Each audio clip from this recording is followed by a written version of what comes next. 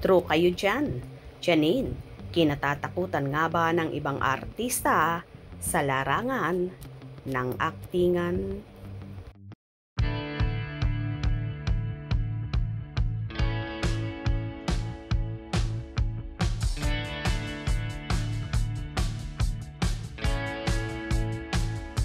Tila nga ang actress at multi-awarded TV host na si Janine Gutierrez ang isa sa kinakatakutan ng ilang mga artista sa larangan ng aktingan.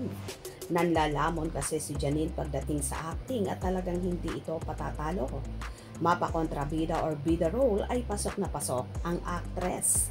Meron pa ngang mata-mata acting kung saan nag-trending at pinag-usapan ng episode na yon sa Dirty Linen, kung saan lalong nakilala ang husay ng dalaga.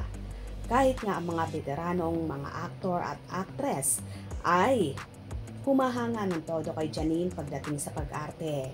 Gumagawa talaga ng sariling pangalan ang dalaga at hindi ito nakadepende lang sa kanyang pamilya na halos buong angkan niya ay nasa mundo ng showbiz.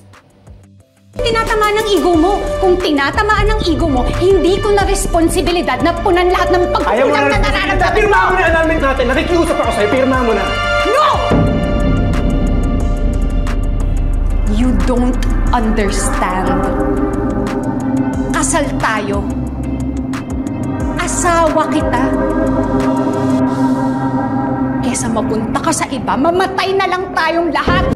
Pinatunayan lang talaga ni Janine na maibubuga siya at kaya niyang itayo ang sarili niyang pangalan nang walang tulong nino paman na mga kamag-anak niya mga artista rin.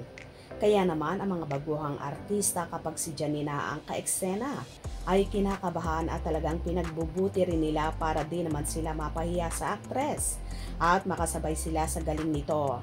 Kaya naman palaging nominado at nakakakuha ng iba't ibang awards sa iba't ibang kategorya si Janine. But in fairness super bait ni Janine at super down to earth. Kaya na naman hindi ka rin maiilang sa kanya at magaling din siya makisama kung saan. So sweet din siya sa kanyang mga nakaka-work. Iba lang kasi ang karisma ni Janine sa lahat. Mapa-actingan man yan or ano pa man. Kahit kompanyon, masaya din kasama si Janine at walang kaarte-arte sa katawan. Kaya nga marami rin ang may love sa kanya at gusto rin palagi siyang makatrabaho. At pwedeng-pwede talagang ihilera si Janine sa mga batikang artista na hindi rin pahuhuli sa aktingan. Ito rin marahil ang nagustuhan ni Jericho kay Janine. Kaya naman, swak na swak ang Econin. Good job, Nini! Kung nagustuhan nyo ang video na ito, comment down below.